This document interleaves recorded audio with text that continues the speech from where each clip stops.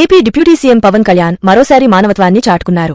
అరుదైన వ్యాధితో బాధపడుతూ ఎదుగుదల లేని స్థితిలో మంచానికే పరిమితం అయిన యువ అభిమాని కోరికను మన్నించి స్వయంగా అతని నివాసానికి వెళ్లి పరామర్శించారు.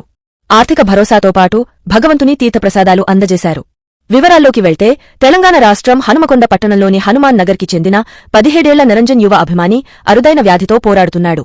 తన చివరి కోరికగా తన అభిమాన హీరో అయిన పవన్ కళ్యాణ్ను చూడాలని పేరెంట్స్కు చెప్పారు. వాళ్లు ఇదే విషయాన్ని తెలంగాణ జనసేన నేతల దృష్టికి చేరేలా చేశారు. కాగా తెలంగాణ జనసేన నేతలు అధినేత పవన్ కళ్యాణ్ దృష్టికి తీసుకెళ్లడంతో ఆయన వెంటనే స్పందించారు. హుటాహుటిన హన్మకొండకు చేరుకుని బాలుడిని పరామర్శించారు. అతని ఆరోగ్య పరిస్థితిపై కుటుంబ సభ్యులతో మాట్లాడి వారికి భరోసా ఇచ్చారు. అలాగే వారికి ధైర్యం చెప్పి వైద్య ఖర్చుల నిమిత్తం ₹1,00,000 ఆర్థిక సాయం అందజేశారు.